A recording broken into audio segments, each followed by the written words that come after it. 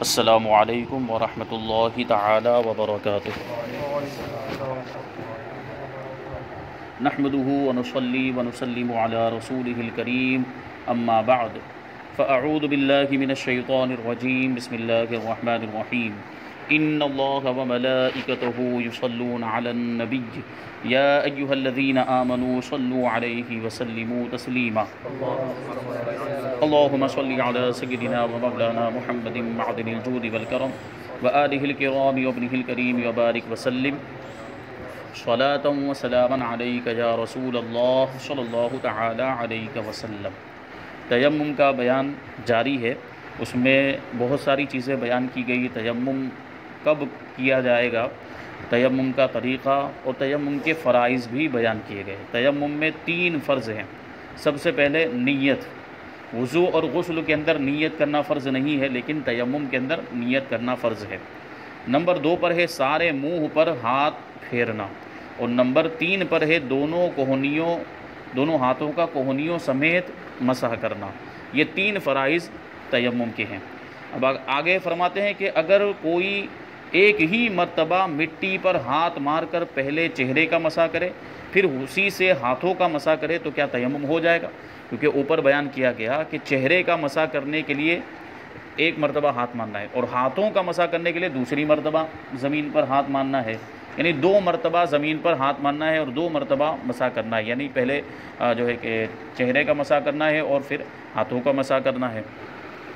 تو اگر کوئی ایک ہی مرتبہ زمین پر ہاتھ مارنے کے بعد چہرے کا بھی مسح کر لے اور ہاتھوں کا بھی مسح کر لے تو کیا تیمم ہو جائے گا؟ تو فرماتے ہیں کہ ایک ہی مرتبہ ہاتھ مار کر منہ اور ہاتھوں پر مسح کر لیا تو تیمم نہ ہوا،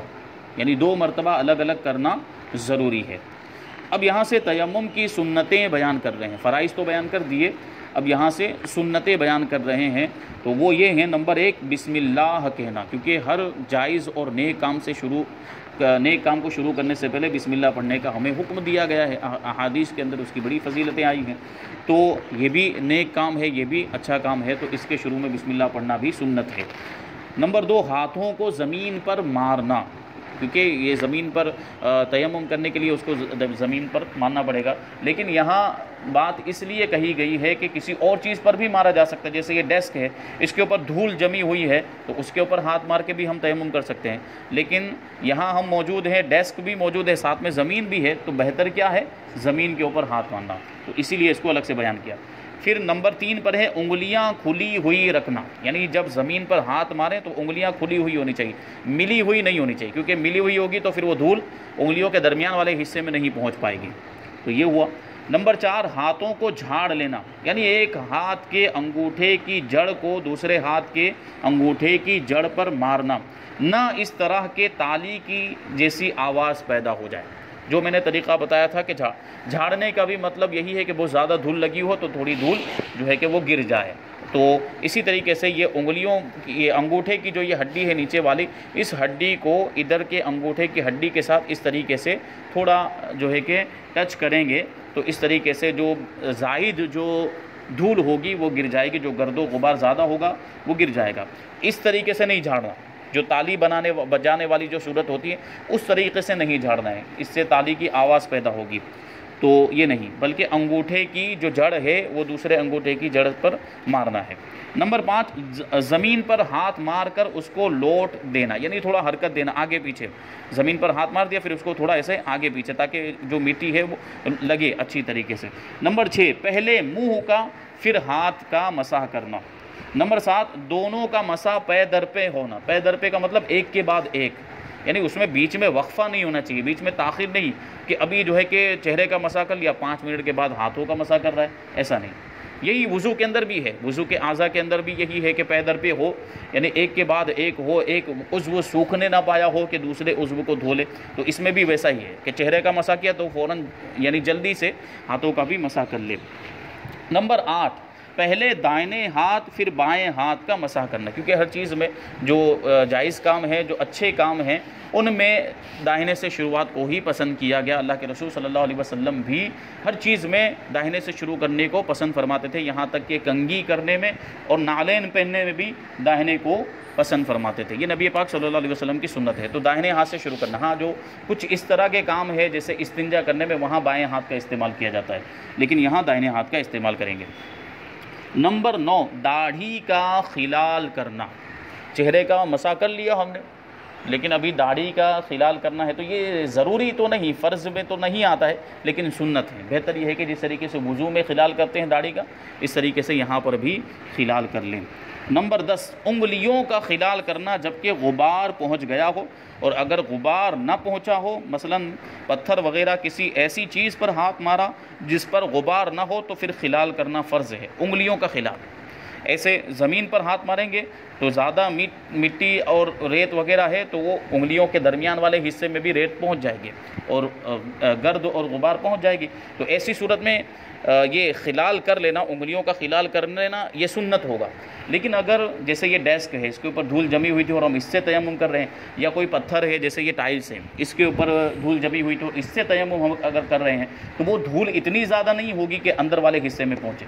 تو ایسی صورت کے اندر پھر خلال کرنا ضروری ہو جائے گا، بلکہ فرض ہوگا۔ آگے بیان کرتے ہیں کہ کس نیت سے تیمم کرے تو اس سے نماز پڑھنا جائز ہوگا۔ ایک تو یہ ہے کہ نماز کی نیت ہی سے تیمم کیا، تو جب نماز کی نیت سے تیمم کیا ہے تو اس سے تو نماز پڑھنا جائز ہی ہوگا۔ نماز کے علاوہ کسی دوسرے کام کے لیے تیمم کیا ہے تو اب اس سے نماز پڑھ سکتا ہے یا نہیں پڑھ سکتا، تو کب پڑھ سکتا ہے کب نہیں پڑھ سکتا اس کو بیان کرتے ہیں۔ نماز اس تیمم سے جائز ہوگی جو پاک ہونے کی نیت سے یا کسی ایسی عبادت مقصودہ کے لیے کیا گیا ہو جو بلا طہارت جائز نہ ہو۔ سب سے پہلے تو شرط لگائی کہ ایسی عبادت مقصودہ کہہ رہے ہیں، یعنی جو عبادت مقصود ہوتی ہے، جس کا ارادہ کیا جاتا ہے، جس کا قصد کیا جاتا ہے۔ جیسے ہم وضو کرتے ہیں تو وضو بھی ایک عبادت ہے، ہم نماز پڑھتے ہیں تو نماز بھی ایک عبادت ہے، لیکن ہم وضو کس لیے کرتے ہیں؟ وضو ہم عام طور پر نماز کے لیے کرتے ہیں، تو یہاں وضو مقصود نہیں ہوتا، وضو کے ذریعے نماز ادا کرنا مقصود ہوتا ہے، تو وضو یہ غیر مقصود عبادت ہے، جبکہ نماز یہ مقصود ہے کہ اس کا قصد کیا جاتا ہے، وہی عبادت مقصودہ ہے۔ تو ایسی عبادت مقصودہ کے لیے تیمم کیا گیا ہو جو بغیر طہارت جائز نہ ہو، جیسے نماز ہے کہ وہ بغیر طہارت کے جائز نہیں ہوتی ہے، تو اسی طرح جو ہے کہ فرماتے ہیں اگر مسجد میں جانے یا نکلنے یا قرآن مجید چھونے یا اذان و اقامت ان کے لیے تیمم کیا، یہ سب عبادتیں غیر مقصودہ ہیں، ٹھیک ہے۔ مسجد میں داخل ہونا یا مسجد میں داخل ہونا، کیونکہ اس میں اصل مقصد کو دوسرا ہوگا کہ مسجد میں داخل ہو رہا ہے تو نماز پڑھنے کے داخل ہو رہا ہے، تو مسجد میں داخل ہونا یا نکلنا یا قرآن مجید کو چھونا یا اذان و اقامت، یہ سب عبادتیں ہیں، لیکن یہ عبادت مقصودہ نہیں ہے، عبادتیں مقصودہ نہیں بلکہ عبادتیں غیر مقصودہ ہے، تو ان چیزوں کے لیے تیمم کیا ہوگا تو اس سے نماز نہیں پڑھ سکتا۔ یا سلام کرنے کے لیے یا سلام کا جواب دینے کے لیے یا زیارت قبور کے لیے، قبرستان میں جانے کے لیے، یا دفن میت کے لیے، میت کو دفن کرنے، یا بے وضو نے قرآن مجید پڑھنے کے لیے، ان سب کے لیے اگر وضو کیا ہے تو تیمم کیا ہے تو اس تیمم سے نماز نہیں پڑھ سکتے، کیونکہ ان کے لیے طہارت شرط ہی نہیں۔ سلام کرنے یا سلام کا جواب دینے کے لیے طہارت شرط نہیں ہے، جو اوپر بتایا گیا کہ ایسی عبادت مقصودہ کے لیے تیمم کیا گیا ہو جو بغیر طہارت کے جائز نہیں، تو سلام تو بغیر طہارت کے بھی ہو سکتا ہے، سلام کا جواب بھی بغیر طہارت کے ہو سکتا ہے، یا زیارت قبور ہے، قبرستان میں جانا ہے، میت کو دفن کرنا ہے، تو یہ بغیر وضو کے بھی ہو سکتا ہے، بغیر طہارت کے بھی ہو سکتا ہے، تو ان چیزوں کے لیے اگر کیا ہو تیمم تو اس سے نماز جائز نہیں، بلکہ جس کے لیے کیا گیا ہو اس کے سوا کوئی دوسری عبادت بھی جائز نہیں۔ جنوبی نے یعنی ناپاک شخص نے قرآن مجید پڑھنے کے لیے تیمم کیا ہو تو اس سے نماز پڑھ سکتا ہے، کیونکہ یہ عبادت مقصودہ ہے، اور جنوبی کو بغیر طہارت جائز بھی نہیں، قرآن مجید پڑھنا بغیر طہارت کی جائز بھی نہیں ہے، تو یہ خاص جنوبی کی یہ خصوصیت ہے کہ وہ اگر قرآن مجید پڑھنے کے لیے تیمم کرے گا تو اس تیمم سے وہ یہ بھی نماز بھی پڑھ سکتا ہے۔ آگے بیان کرتے ہیں کہ جس کے دونوں ہاتھ کٹے ہوں، پانی بھی نہیں ہے اور کوئی دوسرا شخص بھی وہاں پر موجود نہیں ہے جو اس کو تیمم کرا دے، تو وہ کیا کرے؟ کیونکہ تیمم کا جو آلہ ہے وہ ہاتھ ہے، ہاتھ کے ذریعے سے تیمم کیا جاتا ہے۔ اب کوئی ایسا معذور ہے کہ اس کے دونوں ہاتھ ہی کٹے ہوئے ہیں تو وہ کیسے تیمم کرے گا؟ اگر وہاں کوئی دوسرا شخص موجود ہے تو اس سے وہ کہے گا کہ مجھے تیمم کرا دے، تو وہ تیمم کرا دے گا تو وہ تو تیمم ہو جائے گا، لیکن کوئی دوسرا شخص بھی موجود نہیں ہے تو اب وہ کیا کرے؟ تو فرماتے ہیں کہ جس کے دونوں ہاتھ کٹے ہیں اور کوئی ایسا نہیں ہے جو اسے تیمم کرا دے تو وہ اپنے ہاتھ اور رخسار جہاں تک ممکن ہو زمین یا دیوار سے مس کرے، زمین سے لگائے، اپنے چہرے کو زمین سے لگائے یا دیوار سے لگائے جہاں دھول لگی ہو، اور نماز پڑھے، مگر وہ ایسی حالت میں امامت نہیں کر سکتا۔ یعنی اس طرح کا تیمم اگر اس نے کیا ہوا ہے تو وہ ایسی حالت میں امامت یعنی نماز پڑھا نہیں سکتا ہے۔ ہاں اس جیسا کوئی اور بھی ہے تو اس کی امامت کر سکتا ہے، یعنی اس کے بھی ہاتھ کٹے ہوئے اور دوسرا کوئی شخص ہے اس کے بھی ہاتھ کٹے ہوئے ہیں، تو دونوں نے اسی طریقے سے تیمم کیا ہے، اپنے چہرے کو، رخسار کو جو ہے کہ دیوار سے لگایا یا زمین سے لگایا، یا ہاتھ کا جو بھی حصہ ہے بچا ہوا حصہ اس کو زمین سے مس کیا، زمین سے لگا لیا۔ اب یہ دونوں ایک دوسرے کی امامت کر سکتے ہیں اگر دیگر شرائط اس کے پائے جاتے ہوں امامت کے۔ آگے فرماتے ہیں کہ وضو اور غسل کے تیمم میں کیا فرق ہے؟ تو وضو اور غسل دونوں کا تیمم ایک ہی طرح کا ہے، کوئی فرق نہیں۔ جو تیمم وضو کے لیے کیا جائے گا وہی وضو کے لیے بھی غسل کے لیے بھی کافی ہے۔ جس پر نہانا فرض ہے اسے یہ ضرور نہیں ہے کہ غسل اور وضو دونوں کے لیے دو تیمم کرے، ایسا نہیں کہ اب دو تیمم کرے، ایک پہلے وضو کے لیے کر لیا اب دوسرا غسل کے لیے کرے، ایسا نہیں، بلکہ ایک ہی تیمم دونوں کے لیے کافی ہو جائے گا۔ یعنی ایک ہی تیمم میں دونوں کی نیت کر لے، وضو کی بھی نیت کر لے اور غسل کی بھی نیت کر لے، دونوں ہو جائیں گے۔ اور اگر صرف غسل یا وضو کی نیت کی جب بھی کافی، یہی تیمم دونوں کے قائم مقام ہو جائے گا۔ اگر تیمم صرف 3 انگلیوں سے کیا تو کیا حکم ہے؟ ابھی جو طریقہ بتایا گیا تو وہ ساری انگلیوں کو استعمال کرنا ہے مسح کرنے کے وقت، لیکن اگر صرف 3 انگلیوں سے مسح کیا تو کہتے ہیں کہ اگر مسح کرنے میں صرف 3 انگلیاں کام میں لایا جب بھی تیمم ہو جائے گا، اور اگر 1 یا 2 سے مسح کیا تو تیمم نہ ہوا، اگرچہ تمام عضو پر ان کو پھیر لیا ہو، کیونکہ یہ ہاتھ جو ہے یہ تیمم کا ذریعہ ہے، تیمم کا آلہ ہے، تو اس کے اکثر کا اعتبار ہوگا۔ تو 3 انگلیاں 5 کا اکثر کہلاتی ہیں، تو 3 انگلیوں سے کر لیا، 3 سے زیادہ سے کر لیا ہے تو تیمم مان لیا جائے گا، لیکن 2 یا 1 سے کیا ہے تو کیونکہ اکثر حصے سے تیمم نہیں ہوا ہے اس لیے وہ تیمم کافی نہیں ہوگا، اگرچہ پورے عضو پر یہ 2 انگلیوں کو بار بار ایسے گھما گھما کے پورے حصے پر پہنچا دیا ہو، لیکن یہ تیمم کافی نہیں ہوگا۔ آگے جو سب سے اہم چیز ہے اس کو بیان کر رہے ہیں کہ تیمم کس چیز سے ہو سکتا ہے،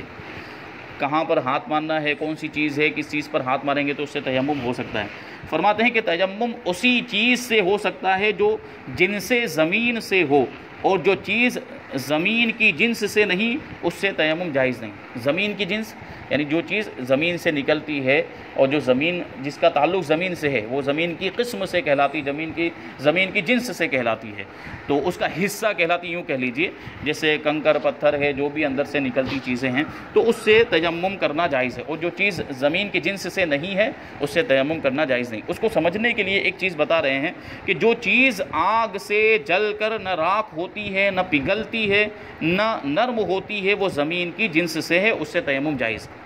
اب اس سے پہلے ایک جگہ پہ مسئلہ بیان کرتے ہوئے اسی تیمم کے بیان کے اندر سونا چاندی کو بھی ذکر کر دیا تھا کہ زمین کی جنس میں سونا چاندی بھی آتے ہیں، یہ غلطی سے نکل گیا تھا، تو وہ سونا چاندی زمین کی جنس سے نہیں، کیونکہ وہ آگ سے پگھل جاتے ہیں،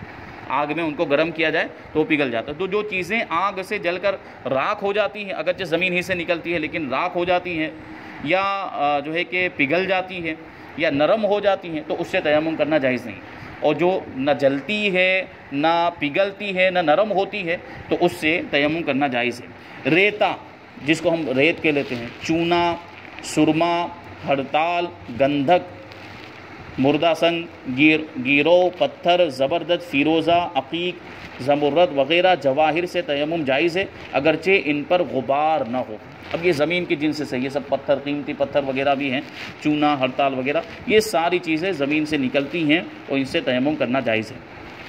آگے بیان کرتے ہیں کہ کن چیزوں سے تیمم نہیں ہو سکتا۔ جو چیز آگ سے جل کر راکھ ہو جاتی ہے جیسے لکڑی، گھاس وغیرہ، یا پگھل جاتی ہے یا نرم ہو جاتی ہے جیسے چاندی، سونا، تانبا، پیتل، لوہا وغیرہ، دھاتیں، وہ زمین کی جنس سے نہیں ہے، ان سے تیمم کرنا جائز نہیں ہے۔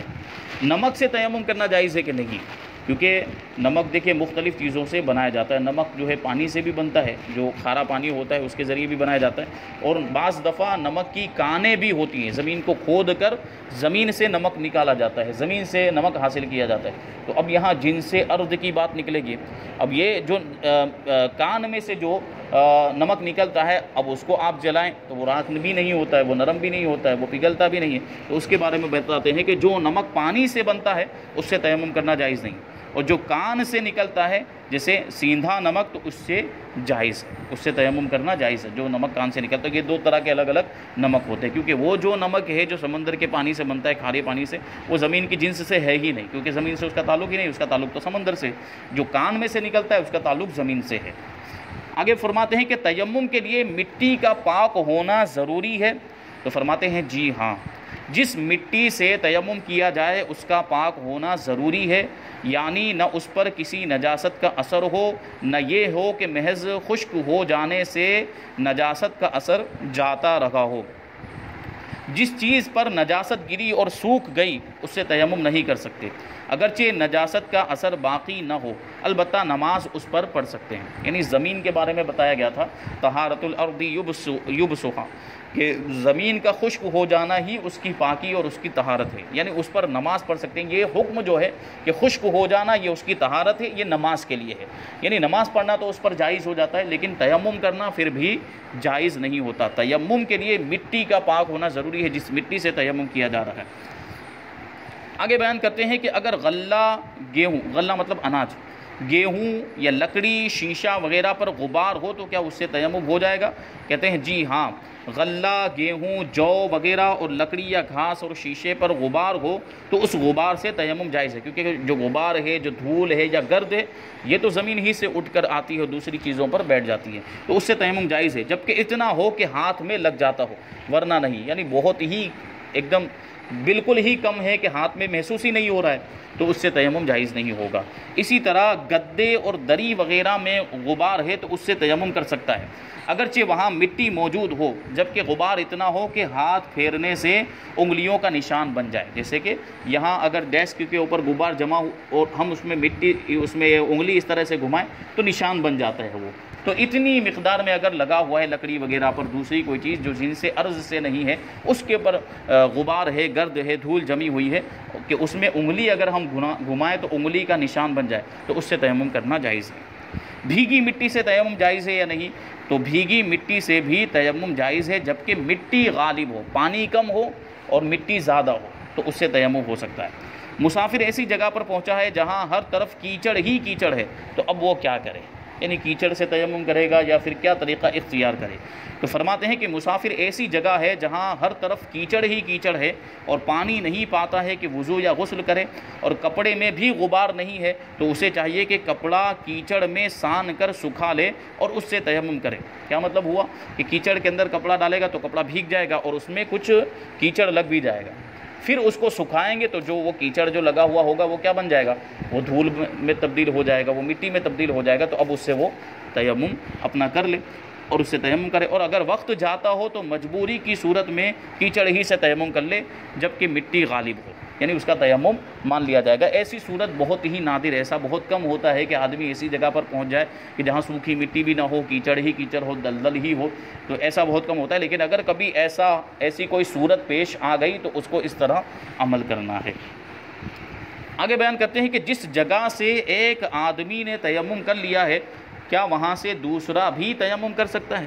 جسے مستعمل پانی کا حکم جو وضو کے اندر بتایا گیا کہ وہ پانی جس کو کسی نے وضو کے لیے استعمال کر لیا ہے، اب اس سے دوبارہ وضو نہیں ہو سکتا، وہ مائع مستعمل ہو گیا،